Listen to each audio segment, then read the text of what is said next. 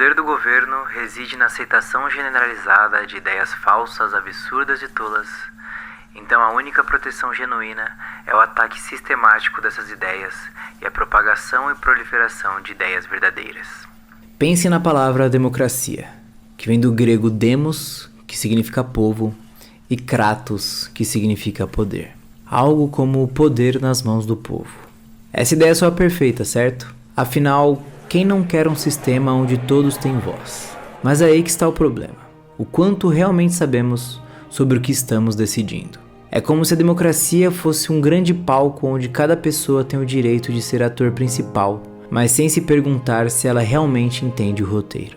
Hoje em dia, tratamos a democracia como uma joia sagrada, algo acima de qualquer crítica. Só que essa visão impede que a gente enxergue as armadilhas escondidas. A verdade é que um sistema onde todo mundo pode votar pode facilmente ser manipulado por quem sabe mexer com as paixões e as ilusões das massas. Sócrates, que viveu no auge da democracia ateniense, já estava de olho nessa questão. Para ele, votar não era algo que qualquer um fazia por intuição. Não era uma escolha baseada em quem parecia legal ou dizia o que você queria ouvir. A partir disso, vamos investigar como essa ferramenta poderosa pode ser distorcida e como às vezes um sistema que deveria proteger o povo acaba servindo os interesses de poucos.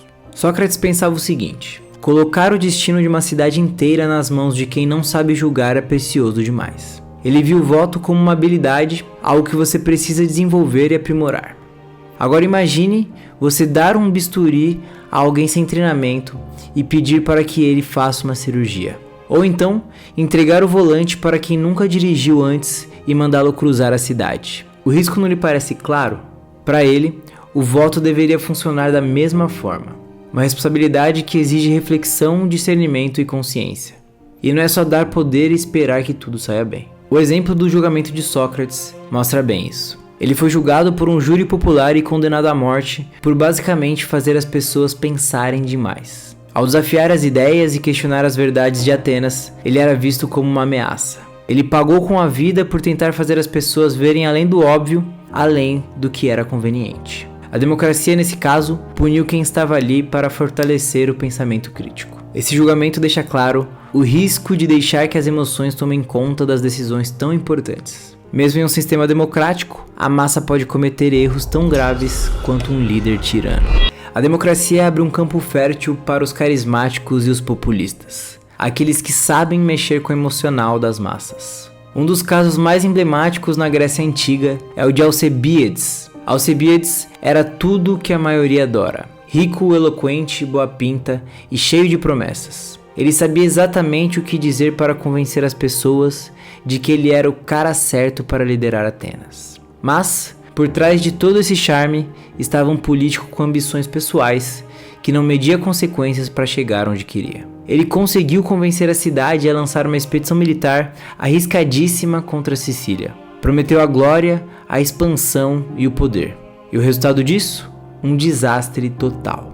A derrota foi humilhante e debilitou Atenas de forma irrecuperável. Alcebíades não estava nem aí para o bem da cidade. Ele queria mesmo poder e reconhecimento. Essa história nos ensina que a popularidade nem sempre é um sinal de competência. A democracia, o apelo emocional e as promessas vazias são tão perigosos quanto uma ditadura, porque manipulam as pessoas e acreditam que algo bom virá, mesmo quando a intenção é outra. Platão nos dá uma metáfora bem simples para entender a fragilidade da democracia.